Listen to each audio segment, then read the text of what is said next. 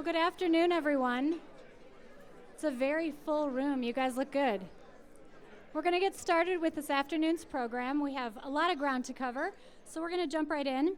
Good afternoon and welcome to the 14th Annual State of the Region Address. My name is Jack Folkert, and it is my honor to welcome you as the chair for the Torrance Area Chamber of Commerce this year, and to share the podium with a couple of very special distinguished guests we have with us today, congressional representatives of 43rd District Congresswoman Maxine Waters and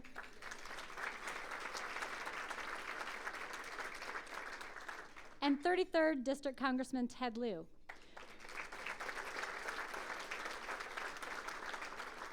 We will be hearing from both of them in just a little bit, so we will look forward to hearing what you both have to share. State of the Region is a very important annual event for the Chamber. As I said, this is our 14th year. It's a really fantastic opportunity to connect the local community with what's happening in Congress and at a national and global level. And so we are looking forward to hearing about how some of the issues that are happening at the national and global level are going to have an impact here locally. So very much looking forward to that. Thank you for both of you being with us today. I know your schedules are very jammed. Today's event would not, of course, have been possible without sponsors, and our presenting sponsor for today's event is Total Call Mobile, and let's give us a hand for our sponsor.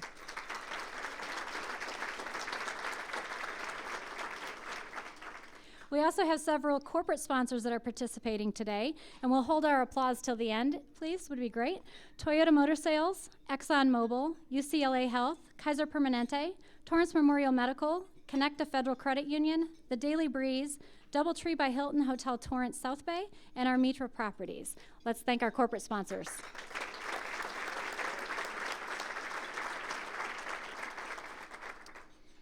And now I'd like to invite three members of our current board of directors to join me on stage to lead us in our Pledge of Allegiance, Star Spangled Banner, and to deliver the invocation.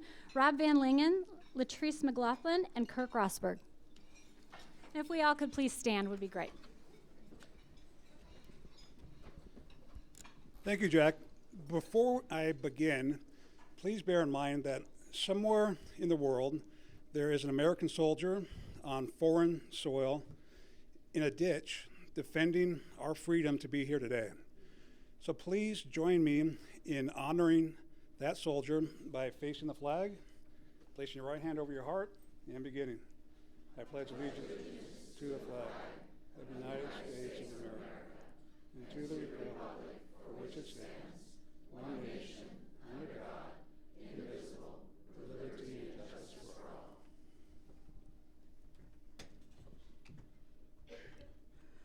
all. Oh, say, can you see by the dawn's early light what so proudly we hailed at the twilight's last gleaming, whose broad stripes and bright stars through the perilous fight o'er the ramparts we watched were so gallantly streaming, and the rocket's red glare, the bombs bursting in air, gave proof through the night that our flag was still there.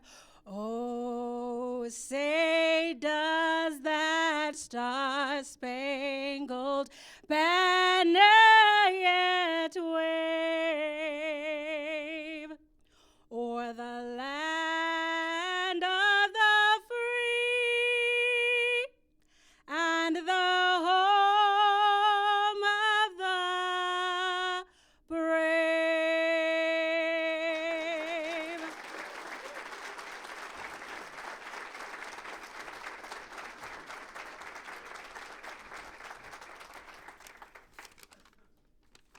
We could bow our heads for a second, please.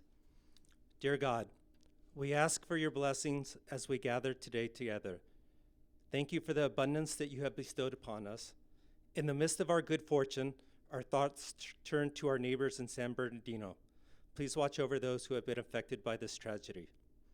Please help guide us towards serenity, courage, and wisdom in the opportunities that you give us to serve you. Amen.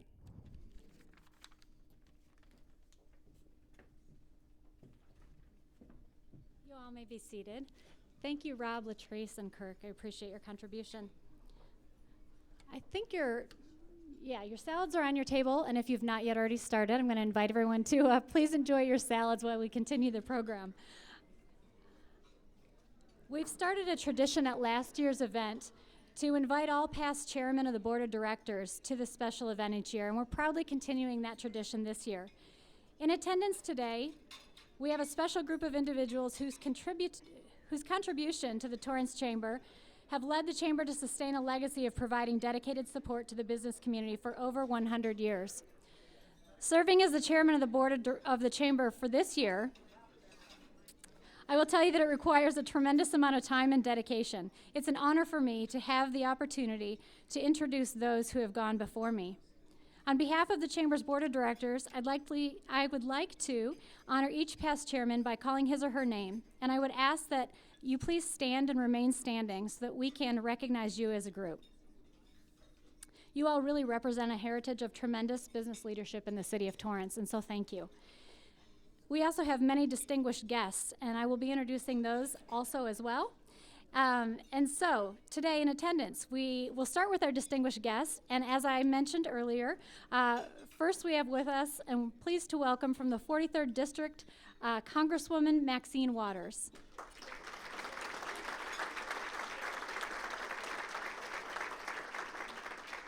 Congresswoman Waters has worked very closely with the Chamber this past year and a half on a very important issue to the business community, the reauthorization of the Export-Import Bank. Congresswoman Waters, thank you for your tremendous leadership in the House of Representatives to reauthorize the EXIM Bank until 2019. We really appreciate it. Secondly, I'm pleased to welcome 33rd District Congressman Ted Lieu to today's event.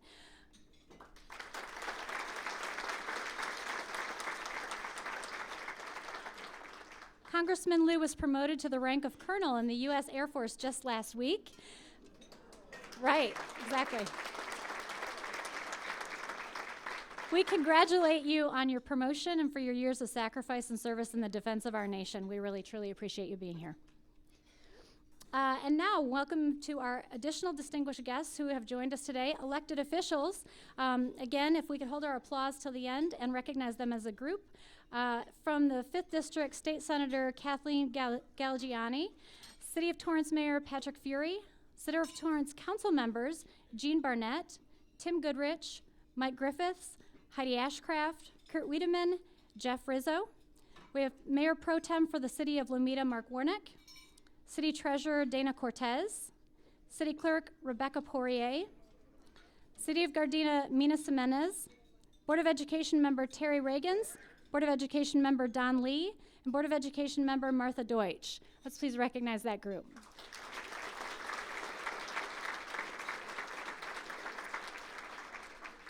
Former elected officials joining us today, City of Torrance Clerk Sue Erbers.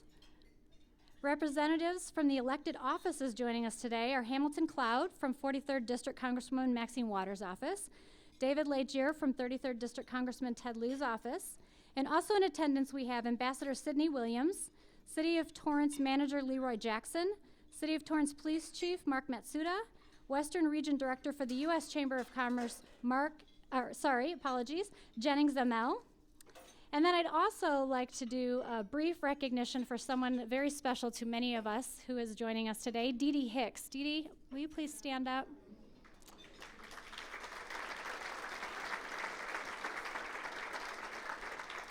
Dee Dee is the CEO of the Volunteer Center and the Chamber's current Distinguished Citizen of the Year.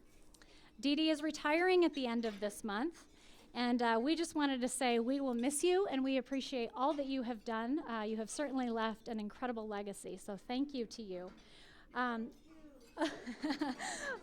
With Dee Dee today is Sarah Myers. Sarah, will you please stand?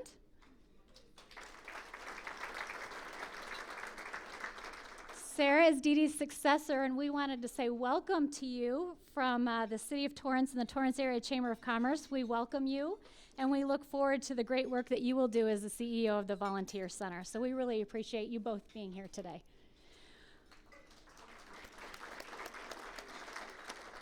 And finally, I will tell you that this is a really dedicated and hardworking group of people. If I could ask all the current board members to please stand and be recognized.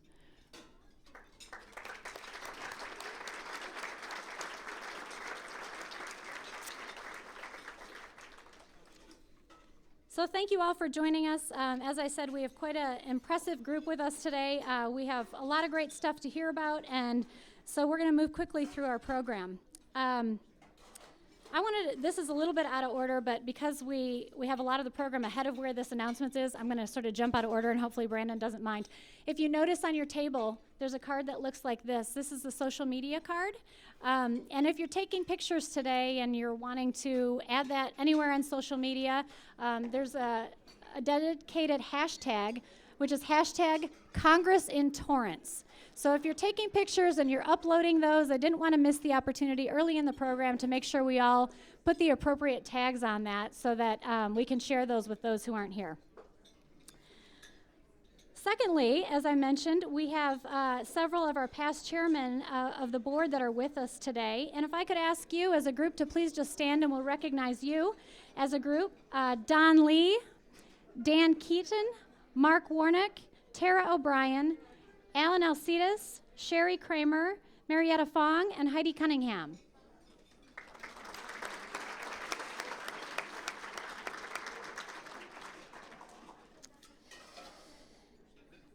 Now, as lunch is coming into the room, I just want to invite you all to enjoy your lunch. The program will continue in just a little bit.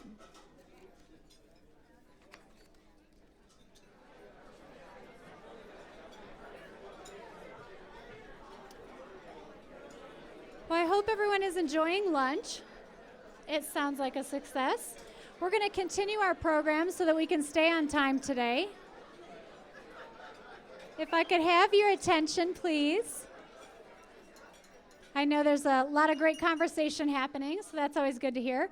But we are going to continue the program so we stay on schedule. We have a lot of great stuff to get to still. And so the next part of our program, I would like to introduce Michael Morrissey, who's General Counsel with Total Call Mobile, to the stage to introduce our first speaker for today.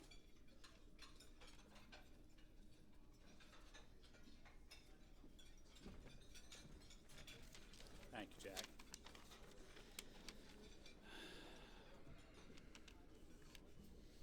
Total Call Mobile is honored to help sponsor the 14th annual State of the Region address. Total Call is located in Gardena, California, and we are a nationwide provider of prepaid wireless services, including being one of the largest providers of lifeline services to low-income consumers. Representing California's 43rd Congressional District for over 23 years, Congresswoman Maxine Waters is considered by many to be one of the most powerful women in American politics today. She serves as the ranking member of the House Financial Services Committee, which is responsible for oversight of our nation's housing market, the financial regulatory agencies, banks and financial institutions, and Wall Street. She is the first woman and the first African American of either party to serve as the top Democrat of this powerful committee. Congresswoman Waters was instrumental in implementing the landmark Dodd-Frank Wall Street Reform and Consumer Protection Act, which led to the creation of the Consumer Financial Protection Bureau and the creation of the Office of Minority and Women Inclusion in each of the federal agencies. Congresswoman Waters has been at the forefront of the fight for the frontier of challenges for families and preserving families in their homes, advocating for strong modification programs and oversight of mortgage servicers. In 2013, HouseWire, a leading news outlet covering the U.S. housing economy, named her a woman of influence for her work on the committee. The 43rd Congressional District of California includes a large part of South Central Los Angeles and the diverse cities of Gardena, Hawthorne, Inglewood, Lawndale, Lomita, and Torrance. It is with great pleasure that I introduce to you Congresswoman Maxine Waters.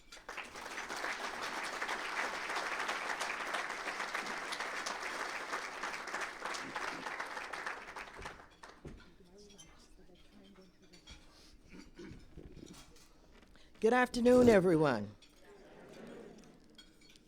I am delighted to be here this afternoon, and I'm very pleased to have gotten that generous introduction from Michael Morrissey, who is the General Counsel of Total Call Mobile, and for all of the kind words, and I'm so thankful he didn't tell you everything.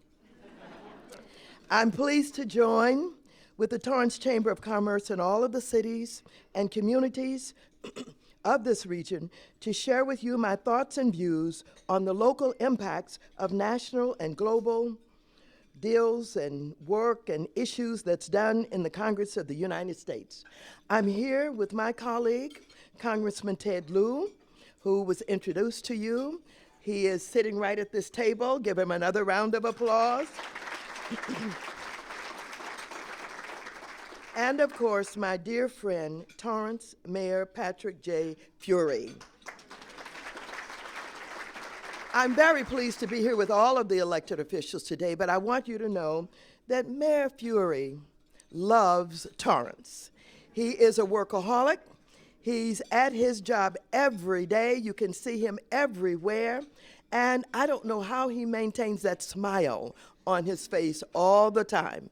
He's one of the most pleasant leaders I've ever met. You can give him another round of applause. I also especially thank the Torrance Chamber of Commerce President and Chief Executive Officer, Donna Duperon.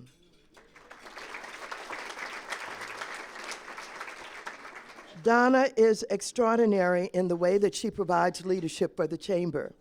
I can always count on her to be responsive to my request, and she has opened the doors of the Chamber to make sure that we had access to the conference room when we were working on the Export-Import Bank and other issues. I want to thank you, Donna, for always being there for all of us. Give her a big round of applause. Board Chairwoman Jack Folkert and the entire Torrance Chamber of Commerce Board of Directors, I want to thank you for inviting me to this, the 14th Annual State of the Union Address. The Torrance Chamber is a membership organization comprised of 800 businesses. The Chamber's mission, as you may know, is to provide for its members by creating a strong economy, providing networking opportunities, supporting the interests of businesses before government, taking political action, and promoting the community. The Chamber helps businesses to grow and collaborates to ensure prosperity for the Torrance area. The roles that chambers of commerce play throughout the region are extremely essential, and I have a great appreciation for really all of the chambers in the region. I must pay special attention to and acknowledge the Harbor City Harbor Gateway Chamber Executive Director, Joanne Bali, and Chamber President Jonathan Butler. I congratulate them for their leadership. They recently had a luncheon that included an update from elected officials from both the local and state levels. And so I'm very appreciative for them. Give them a round of applause also. Ladies and gentlemen, all of the chambers work hard to improve the economic and business development in their areas. This goal and their goal is to support local businesses and attract major corporations to these areas. When there is more business, more jobs are available for residents who want to have a great quality of life and to be able to provide for their families. Due to your networking events and business mixers, people who dream of owning businesses gain the resources and support they need to turn their dreams into realities. So today I said thank you for your work and the resources that you offer business owners, employers, and aspiring entrepreneurs every day. When I'm back in Washington and I'm talking to my friends about my district, I always have a great time telling them about Torrance and the way Torrance welcomes businesses to the community. Here in Torrance, we cut ribbons every day. We cut ribbons for new businesses. We cut ribbons when businesses are expanding. We cut ribbons when the owner of the business has a birthday. We cut ribbons for everything. And guess what? The elected officials and city council members and the mayor are very good about this. They always show up, but I notice they're always at the restaurants when they open because they feed us. Thank you so very much for the way that you network and the way that you welcome businesses. And Mr. Mayor, I thank the city for the way that you remove obstacles to business who are trying to get those permits. That's the biggest complaint we hear from cities all across this country, the inability to get the permits and the licensing that they need in order to do business. Another round of applause. And by the way, the mayor and two other members of the city council came to Washington, D.C. recently. The mayor was there with Kurt Weidman and Jean Barnett. And they spent more hours in the gallery than I've ever seen any elected officials who come to Washington spend. They were absolutely captivated by the debate that was going on the floor. And of course, even though we're not supposed to hear from people in the gallery, when I was speaking and when I was debating, I kept hearing this, yay, okay, all right. And so they got a chance to hear us debate about XM, and they were there working real hard on the reauthorization of the transportation bill. So thank you so very much for that.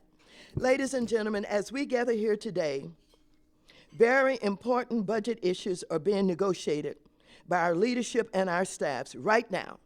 As a matter of fact, I spent the last hours before I went to bed talking with my staff about the negotiations, and early this morning. Both houses of Congress have passed legislation reauthorizing agencies of government. They've made decisions on discretionary funding, both cutting some programs and agencies and maintaining the level of funding for some agencies and increasing some areas of funding. We are now at the point of trying to get both the House and the Senate to agree. That is not easy. We want them to agree on a budget that will be sent to the president for signature or veto. The biggest obstacle to resolving the differences between both houses and the White House is what is known as riders. What is a rider? A rider is simply public policy that a member of either house simply makes up at the time of the budget negotiations and try to include it in the budget in ways that it was not given recognition, perhaps, when it was going through the House or the Senate. And so you would be surprised. I think we have somewhere between 30 and 60 riders. You would be surprised at what some of our members are trying to do to try and get into this budget at the last minute. I am hopeful that good sense will prevail and that we'll be able to get a budget with all of these extraneous riders that they're attempting to put on the budget. And so we have to be back in Washington tomorrow by the time we vote on the floor around 6 o'clock. So I will be heading out of here tomorrow morning on a plane that will get me there at 4 o'clock, and then I will be hammering the taxi cab driver to get me to the Capitol on time. And Ted has an even difficult job because he has a stop in San Francisco even before he goes to Washington. He starts out early tomorrow morning. I don't know how he's going to make it. Even a taxi cab driver can't help him.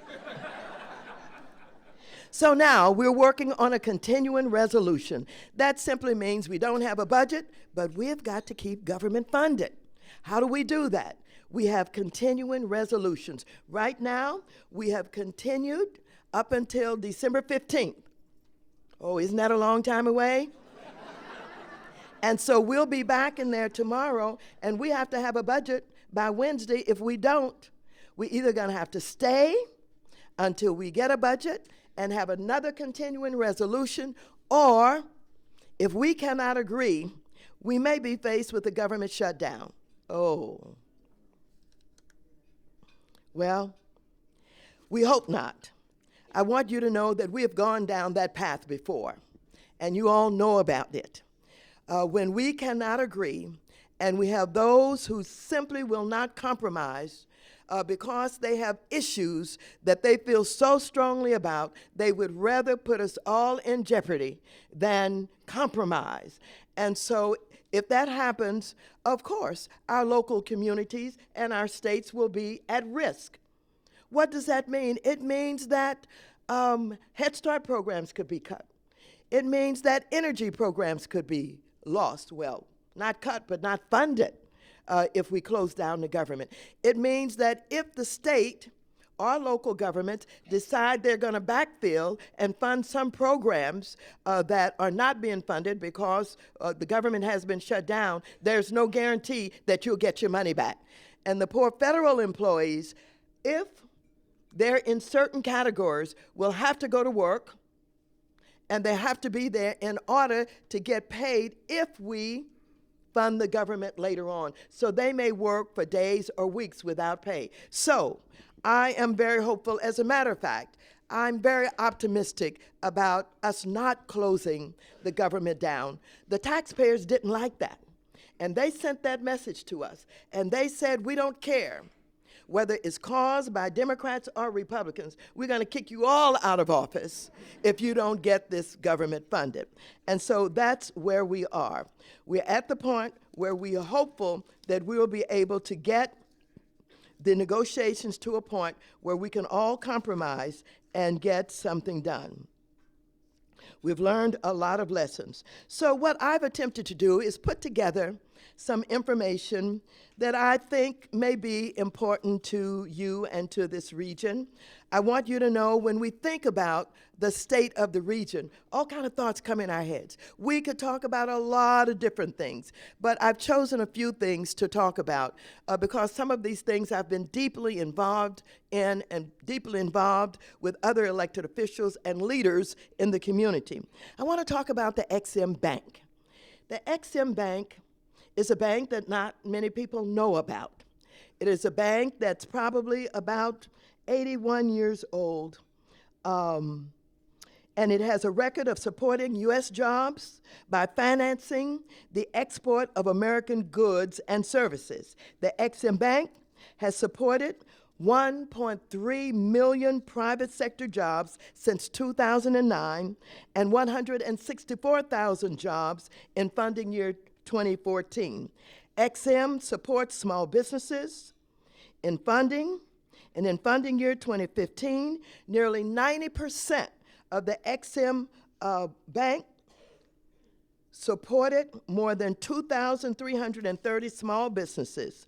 They've generated nearly $7 billion that have gone directly to the U.S. Treasury and helps reduce the deficit. And so, why is this so important? We're in great competition with foreign countries.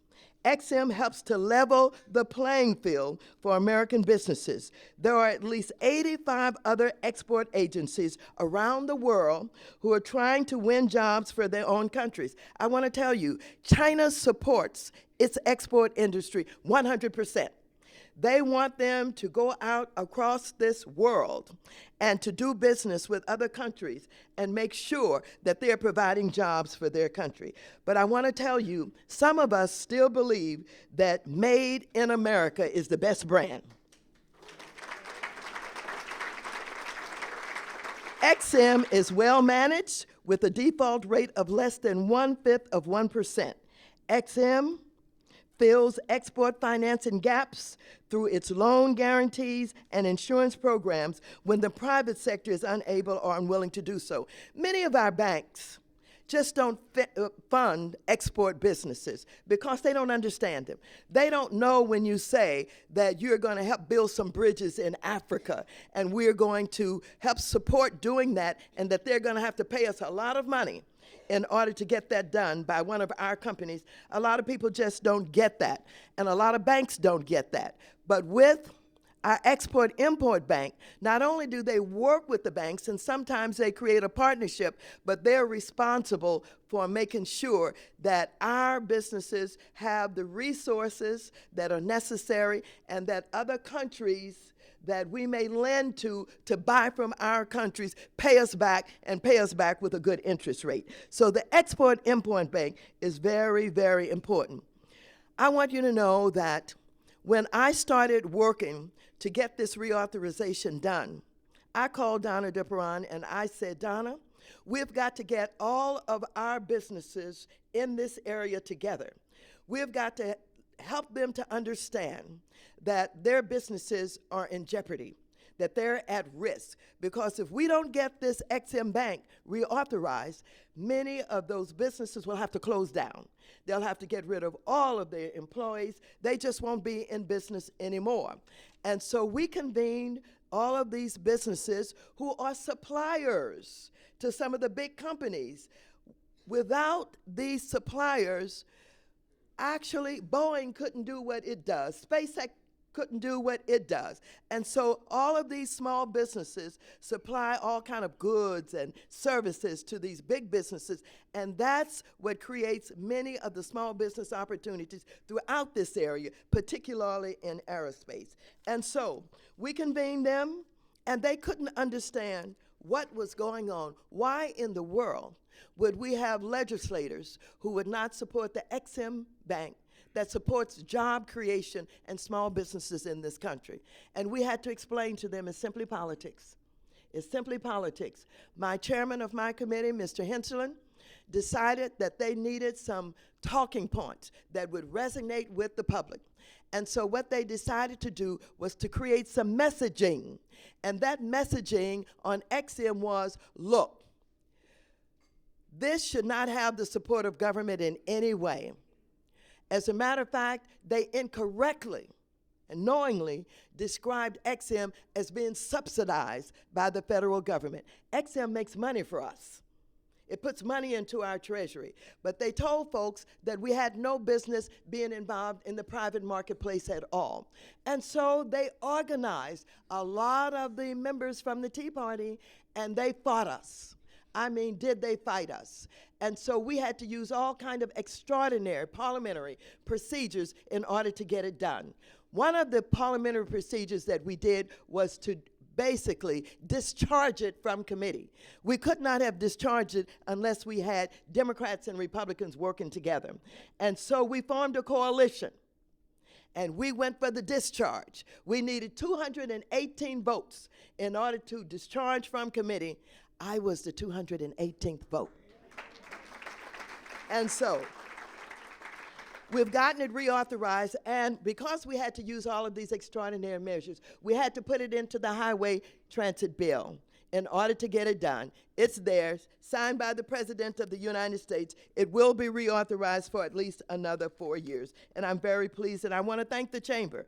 I worked with the National Chamber. I worked with our local chamber. I worked with GE. I worked with SpaceX. I worked with a lot of the big businesses so that they could have opportunities for our small businesses. And guess what? The LA Times wrote a story saying, we didn't know Maxine Waters worked that hard for business. Aha, we showed them something, didn't we? Thank you very, very much. And so I want to talk about a few other issues that you may be interested in. Right now, because I am the ranking member of the Financial Services Committee, we're paying a lot of attention to Janet Yellen and the feds.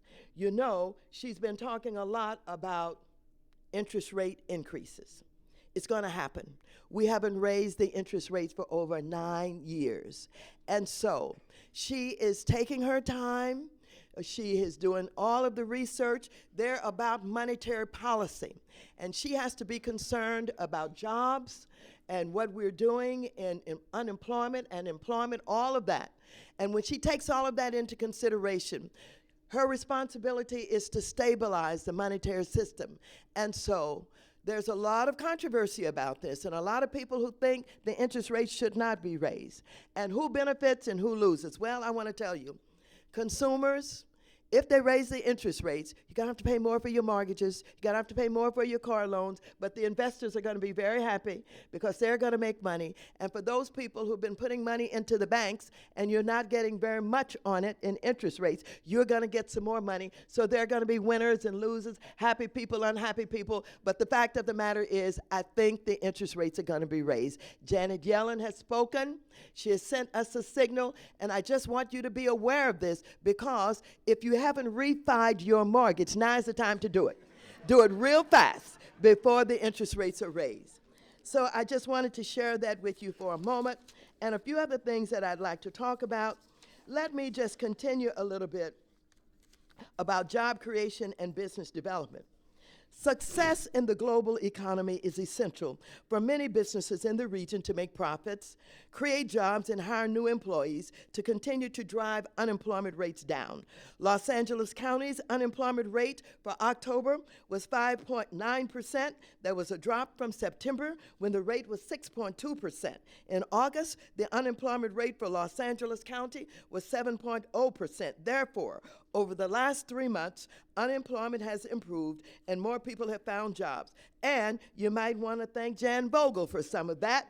He is running the South Bay Workforce Investment Board, just included Torrance in his portfolio. He's done such a wonderful job training our young people for careers and jobs. He's here today. Give him a big round of applause.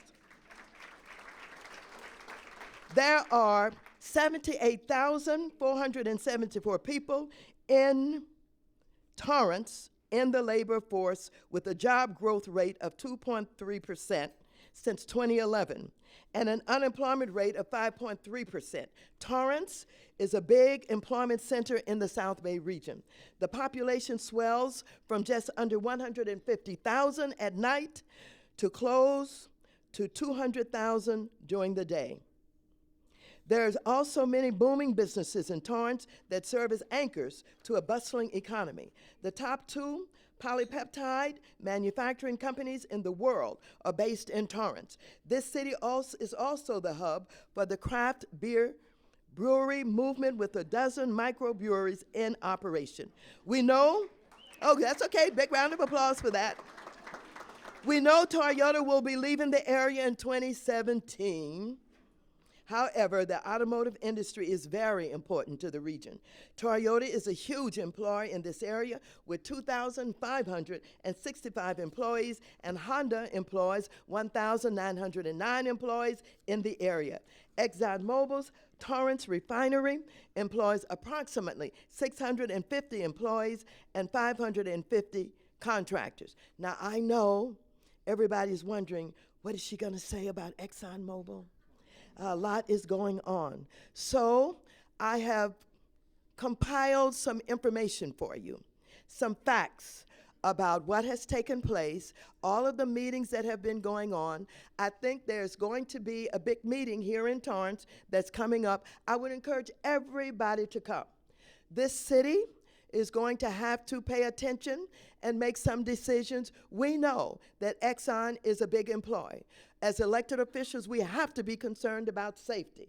We know that Exxon has found a buyer, and the buyer has said, we're not going to move and close this deal until all of the repairs are made.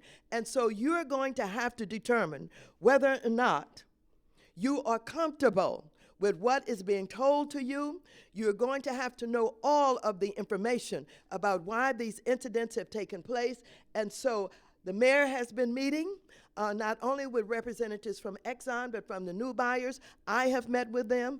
I have joined with Ted Lieu, and we have sent letters. Some of those letters made some people cringe, but that's okay. We're just on top of it, and we want to make sure that the right people are held accountable, that you are safe, and we want it all. We want a safe refinery, and we want the jobs to figure it out how we can get it all done.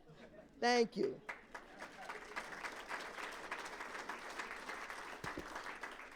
And so, getting on with the employment and the companies that are contributing to that, the tourism business improvement district called Discover Torrance is focused on attracting more sports competitions like the 2014 American Youth Soccer Organization National Games that were held in the city. The Del Amo Fashion Center has completed phase 2 of its renovation. The mall opened as of October 9th, with more than 70 stores scheduled for completion by the end of the year. The recently opened Nordstrom's is the anchor store, has about 450 employees. Phase 3 of the Del Amo Mall renovation project is scheduled to begin very soon. This project cost $200 million to complete thus far. Major hospitals in the area: Torrance Memorial Medical Center, Providence Little Company of Mary Medical Center, and Harbor UCLA Medical Center employ approximately 5,750 people. Torrance is also a major hub for aerospace manufacturing. Northrop Grumman is here and reports that the bulk of their suppliers are located right here in Torrance. Give them a big round of applause. As employment grows and more people travel to work, Torrance is developing a strategic plan to ensure that transportation in the city is environmentally sound. Torrance is also entering the final phase of the Transit Fleet Modernization Program. The goal is to convert all diesel buses to alternative fuel vehicles. This will help reduce the emission level and overall carbon footprint and help protect the environment. 2 weeks ago, Congress passed the Fixing America's Surface Transportation Act, known as the FAST Act. The conference report provided $281 billion in guaranteed funding for highway, bridge, public transit, and transportation safety over the next 5 years. The FAST Act also provides almost $1.5 billion for the successful Transportation Infrastructure Finance and Innovation Act. And this is a program which helps transit agencies like Metro arrange financing for new investments in transportation infrastructure. Metro used a TAFIA loan to accelerate the construction of the Crenshaw LAX corridor, a light rail project that will provide service to several communities in and around Los Angeles and Inglewood. I'm especially proud that the FAST Act includes $3.7 billion in bus and bus facilities funding, a 75% increase over the current levels. This funding will also assist transit agencies such as Metro, the Torrance Transit in the city of Torrance, the G Transit in the city of Gardena, to expand and improve their services, thereby reducing traffic congestion and providing more public transportation options. And so, ladies and gentlemen, just a few other things I'd like to bring to your attention. I won't talk about the long-term employment projections, but I do want to talk a little bit about home pricing, value, and development. And I have to do it because I have so many realtors here in the room, and they expect to hear that. In addition to the projected job growth in our area, home prices are also on the rise, which is a sign of economic growth. In Los Angeles County, the average house sold for $9,570 in October 2014. 1 year ago, the average price for single homes was $477,600. According to the California Association of Realtors, that is a 6.7 increase. In Torrance, between 2010 and 2014, the median value of owner-occupied housing units was $622,800. Long Beach had a median value of $419,400 over the same 4 years. The median value in Hawthorne was $387,300, and in Inglewood it was $325,000. In addition, home construction is also on the rise. In October 2015, there were 7,246 building permits filed in the Los Angeles metropolitan area, a 5% increase from the previous year. For multifamily homes in the same area, nearly 20,533 permits were filed in October 2015, while 15,746 were filed in October 2014. Therefore, there was a 31% increase in only 1 year when it comes to multifamily home development. According to CoreLogic in Los Angeles County, the foreclosure rate in September 2014 was 0.66%, and that number dropped to 0.52% exactly 1 year later.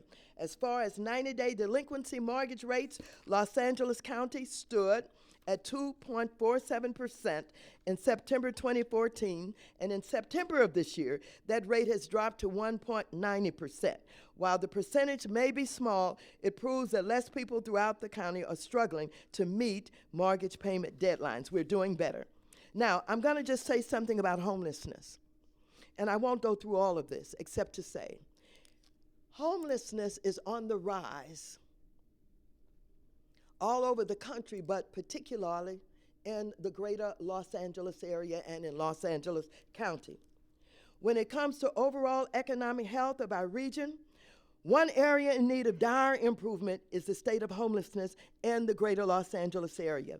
The Department of Housing and Urban Development recently found that since 2014, the homeless population in LA County has risen 20% despite an overall reduction in homelessness nationwide.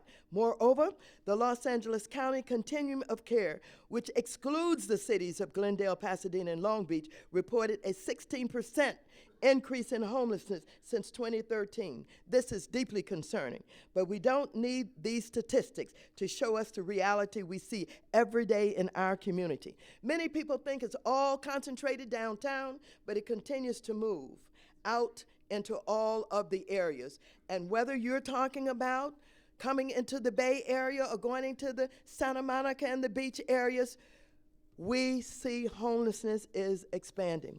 And so I'm pleased that at least the County of Los Angeles is talking about appropriating about $100 million to do something about it. That's not enough money, I guarantee you. We all are going to have to be concerned about what can we do to develop housing and opportunities for those who are the most vulnerable in our society. I want you to know that I work, this is one of the issues in my committee, and as you know, the ranking member of the Financial Services Committee in the House, I guided the passage of the reauthorization of the McKinney-Vento Homeless Assistance Program as chair of the Housing and Community Opportunity Subcommittee at this time. And I've worked hard to support federal funding for programs to help address homelessness. Most recently, again, the Los Angeles County Continuum of Care received approximately $92 million in federal homeless assistance, in addition to $10 million in bonus funding. In the same year, Los Angeles City and County overall received a combined $83 million in community development block grants, that's CDBG. So we can achieve positive results when we pool our energies toward finding solutions. Now, one solution I'm so proud of, I recently participated in the grand opening of the Vermont Villas in Harbor Gateway.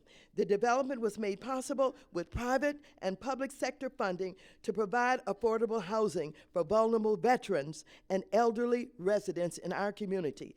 By providing permanent supportive housing for chronically homeless veterans and seniors, Vermont Villas is helping to reduce the public costs associated with chronic homelessness. And just let me say that contrary to what some opponents of this work claim, providing increased funding for ending homelessness is not a waste of taxpayer dollars. Substantial research shows that investing in permanent supportive housing for chronically homeless persons is actually less costly to the taxpayers than allowing them to remain homeless.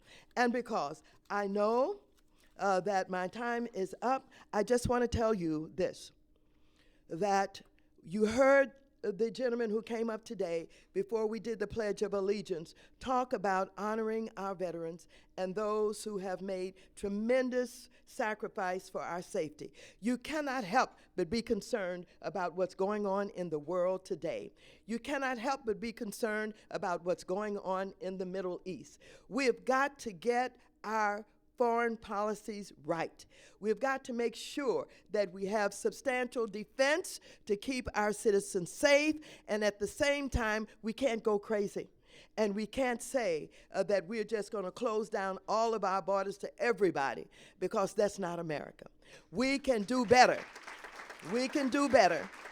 We can do the kind of vetting, and we can do the kind of work that will help us to know who's coming into the country, but to simply take a political position and try to frighten people by saying we're going to determine whether or not your religion is good enough, or whether or not you look right, or whether or not you have a beard, or whether or not this or that is true, that somehow we're going to close down our country. We're great in this country because we understand diversity.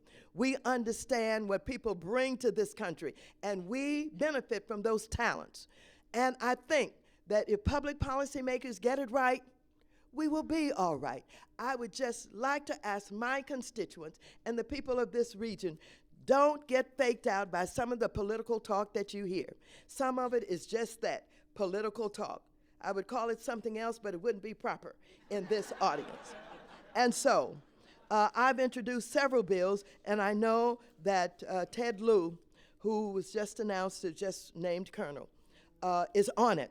He's on it because he's organizing to make sure that we put our attention onto homeless veterans, and my bills would do everything. I won't go through them all, but one of the things we're going to do is we're going to ask our legislators to support us in investing in our veterans so that they can have places to organize, such as the VFWs and the American Legions, who have these places that are run down and in disrepair, and we need to invest in them. This is where they organize. This is where they come. This is where they see fellow veterans, and they feel very comfortable. Closing, in other parts of the South Bay region, economic development is on the rise. Industries such as aerospace, technology, global communications, medicine, military, and business applications are vital in the South Bay. El Segundo is home to Los Angeles Air Force Base. Its Space and Missile Systems Center is responsible for creating much of the nation's preeminent global space platform and over 60,000 jobs in LA County. Hawthorne is home to SpaceX, which has become a major employer in space commercialization and a leader in innovation. Boeing in El Segundo employs 3,132 people, mostly in the Network and Space Systems Division. In Inglewood, the new Hollywood Park project, which includes an NFL stadium, is bringing excitement to the area. The project will include an indoor-outdoor environment with 300 acres of land used for a public park, surrounded by a retail area that will rival the Grove and the 3rd Street Promenade.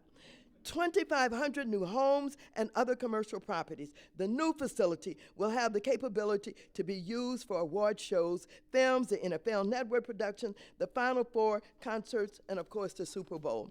A word about education. I just want you to know Torrance is a leader. Torrance graduates more high school students than anybody in the whole region. And while in Los Angeles that rate may be around 80%, in Torrance it's over 95%. Give Torrance a big round of applause. A lot we could say about college. We won't do that. We're going to close by saying, I was recently at an event that was given and put on by the Chamber.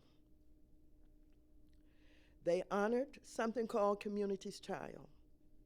There were 3 women there who had been homeless, whose lives had been changed. They told us their stories. Why do I share that with you? We honored a woman there for her involvement in all of this.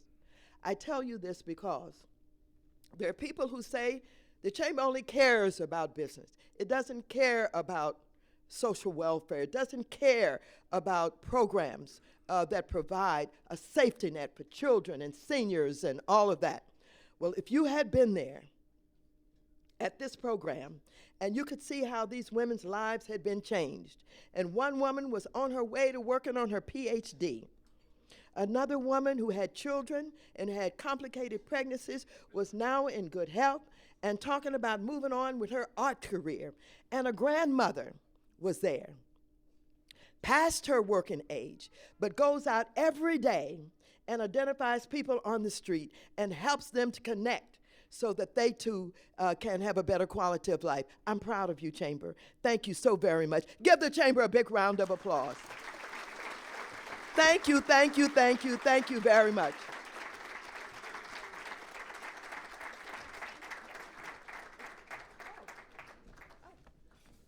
On behalf of the Chamber's Board of Directors, we just wanted to say thank you so much for being with us and for sharing all of that insight, and very happy holidays to you. Ooh, So, thank you. Thank you for being here.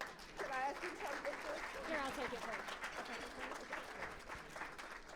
Thank you all so very much. Merry Christmas and a Happy New Year to everybody.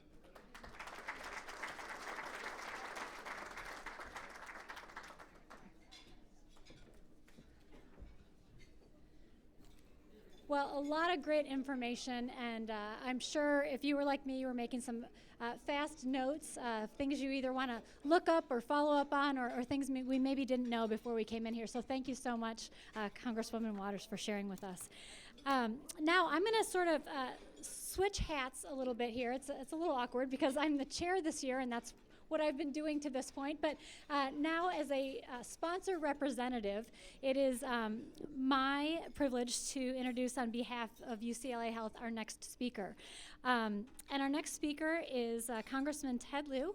And I think you'll agree with me that in his bio, as I read through it, I thought, wow, that is a lot of ground to cover in a very short amount of time. So pay particular attention in this introduction to the years that are highlighted. I think it's just really quite impressive. So Ted Lieu was elected to the Torrance City Council in 2002. In 2005, he was elected to the California State Assembly, where he served until 2011. He then chaired the Assembly Rules Committee, the Banking and Finance Committee, and sat on the Governmental Organization Committee, Judiciary Committee, Water Parks and Wildlife Committee, and Veteran Affairs Committee. Ted was also the chair of the Asian Pacific Islander Legislative Caucus and chair of the Assembly of Select Committee on Aerospace. In February of 2011, he was elected to the California State Senate in a special election. In the State Senate, Ted was chair of the Business, Professions, and Economic Development Committee, chair of the Select Committee on Air Quality, and chair of the Joint Committee on Arts. His legislative accomplishments include co-sponsoring landmark legislation, regulating the subprime mortgage industry, state tax reform that saves small business from billions in retroactive taxes, increasing planning for climate change, increasing tax incentives for film, TV production, and banning the state from investing in or doing business with companies doing business in Iran.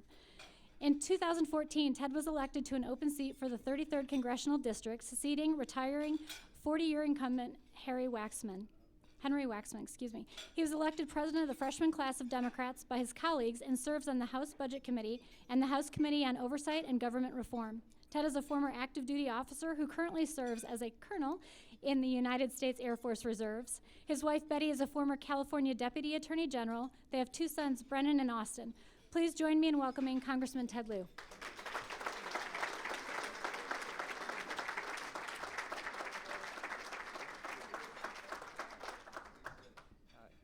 Good afternoon. It's such an honor for me to be here. And as you have heard Maxine Waters speak, I was just thinking, you know, I've been elected to office since 2002, and there's really only two kinds of elected officials. Those that get things done and those that don't get things done. And Maxine Waters is the former, and it's such a joy and honor to work with her, to have her represent Torrance, and it's just a lot of fun. So let's give her a big round of applause. I'd like to thank our board chair, Jack, for your great leadership and great work, and also your Torrance Chamber CEO, Donna Dupron, who I've known since 1999 when I took part in a leadership Torrance class that the Torrance Chamber put on. And then 2000, they wrote me into directing that class, one of the hardest years I've ever had. I also want to thank Jonathan Butler for being here, the president of Harbor City Harbor Gateway Chamber, of which part of it is in my district, as well as Joanne Valley, the executive director. And also Mayor Fury, thank you for your service, that of the council and that of your city staff, for keeping Torrance the amazing city it is, and that's why I love to call it my hometown. So I'm going to talk about three things. I'm going to talk about the economy, and then about climate change, and then national security. And so in terms of the economy, as Congresswoman Waters mentioned, it is doing better. Nationwide, we have had 69 months of straight job creation, the longest in U.S. history.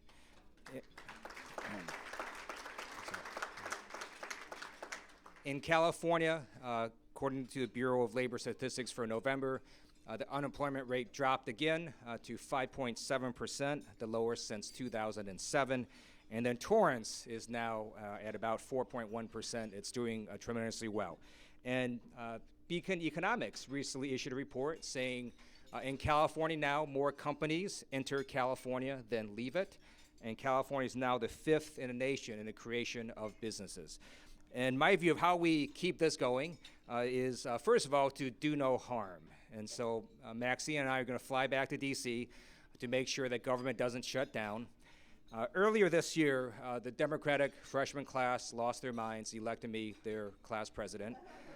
And I've had the opportunity now to work with the Republican freshman class. We've held bipartisan lunches. We've had bipartisan delegations to the Pentagon and other places. And when you talk to even some of the most conservative Republican freshmen, they don't want to shut down government. And if you think about Congress, every 2 years, it changes somewhat. In 2008, 2010, the voters were very angry. They elected very angry legislators. 2014, the economy is better, right? So in 2010, people wanted to shut down government. That was one of their goals.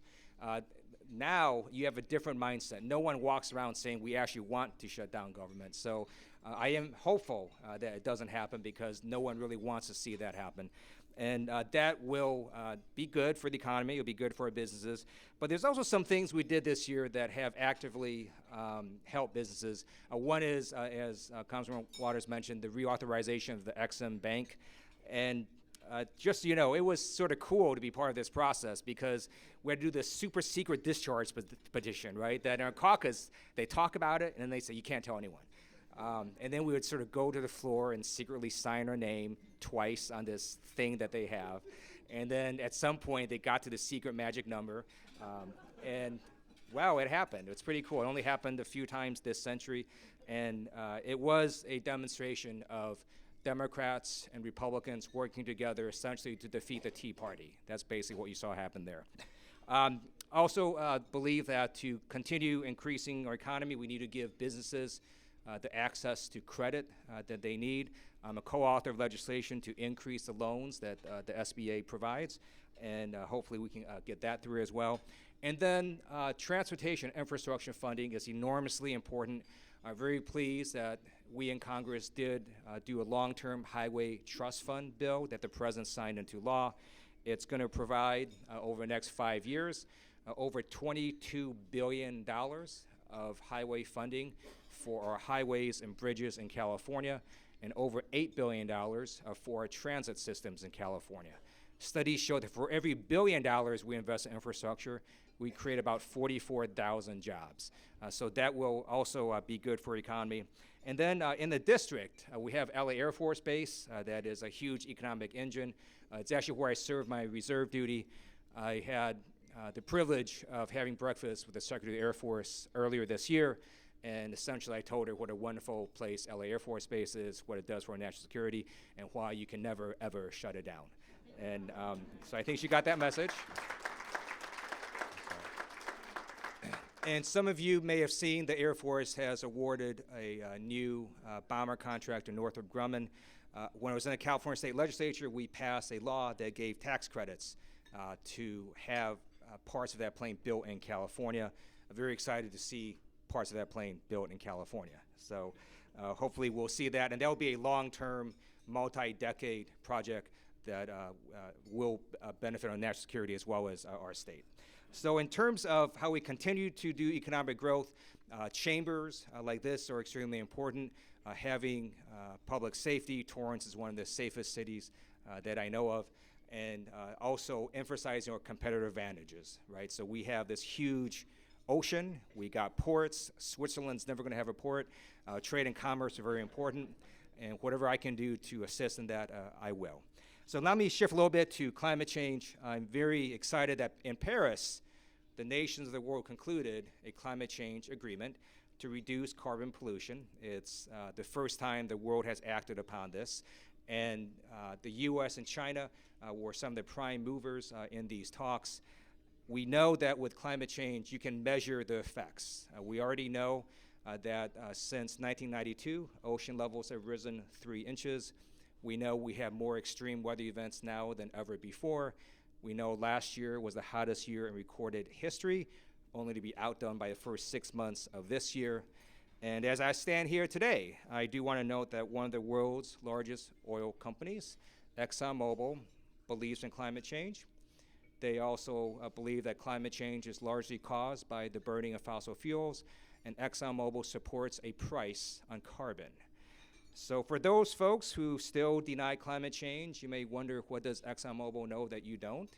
What does the U.S. military know that you don't, right? The U.S. military has now come out and said climate change is a national security issue because we don't want our bases to start flooding. We don't want to deal with food shortages and droughts in places that's going to cause mass migration that causes more conflict. And it's very clear that every passing year, the data becomes very insurmountable, that you have carbon pollution happening, and we absolutely need to reduce it. And to me, it's the one issue that if we don't mitigate it, it can kill us as a species. And that's why my first bill is to basically replicate California's climate change laws nationwide. And you'll see benefits from that within this district. We have, for example, multiple solar companies within Torrance that engage in clean fuels, engage in renewable energies, and there's a lot of benefits to reducing carbon pollution. Not only do you have co-benefits generally of reducing air pollution along with that, you also do have investments in green technology and in industries where we can compete in this district and in California. And then let me now touch on national security. So you've seen in the last 2 months, right, a jetliner that was likely taken down by terrorists. You saw massacres in Beirut, in Mali, in San Bernardino, and there may be other attacks that may be coming. The one thing that we do know, none of those are caused by Syrian refugees. And being a member of the military, right, from Sun Tzu, the great strategist, to generals now, all of us are taught that to defeat your enemy, you have to know your enemy. And our enemy are not refugees fleeing those who are our real enemies. So you have Al-Qaeda, you have ISIS. Those are the folks that we should be trained upon, not refugees fleeing those folks. And that's why I voted against the bill that largely would have shut down the Syrian refugee program last month. If you look at the actual facts, in the United States last year, we let in about 2,000 Syrian refugees. Half were children, a quarter were senior citizens. In America, there has never, ever been a single terrorist attack that killed any American on our soil caused by any refugee. And it was sort of bizarre to me that we had all these terrorist attacks, and then we focus on this group of people that had nothing to do with it. So Congress actually thought about that some more. There was a knee-jerk reaction last month, and thankfully, the House of Representatives actually went back and said, okay, that was sort of stupid for us to do that. We're now going to focus on something that makes a lot more sense, which is the visa waiver program. If you remember in Paris, those attacks were caused by French and Belgian citizens.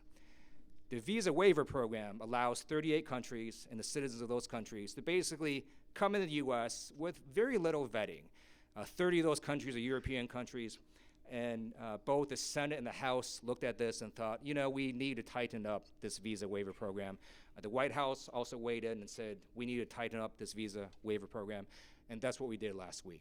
And essentially what this new approach does is it says, if you're a citizen of one of these countries and you travel to a country that is a state sponsor of terrorism, such as Iraq or Syria and so on, then you cannot participate in a visa waiver program. You have to go through the regular visa process. And that's what that bill does, and I think the president will sign that. And to me, that's a much more rational approach. Actually, is much more targeted to folks who might actually commit acts against Americans. And then let me conclude with one more point on national security. I agree with what Congresswoman Waters said. If you're going to close our borders, not only is it un-American, it's going to devastate all your businesses. And it is my hope that the business community also stands strong with the majority of Americans who understand that you can't just become Fortress America. It's never worked. It's not going to work.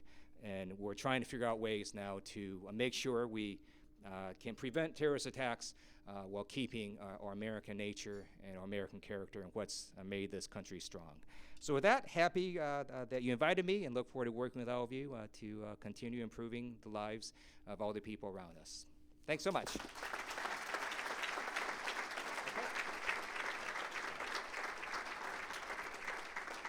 Oh, wow, look at that. Yeah, lots of good festive holiday goodies in there. Thank you so much. Appreciate it.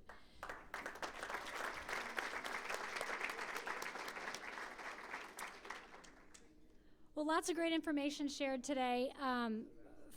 I made frantic notes, and I certainly couldn't do a worthy recap, but I just want to say thank you again to Congresswoman Waters and Congressman Liu for being with us and taking time out of your very, very busy schedules with lots coming in the next couple of days that are really important. So thank you for being here.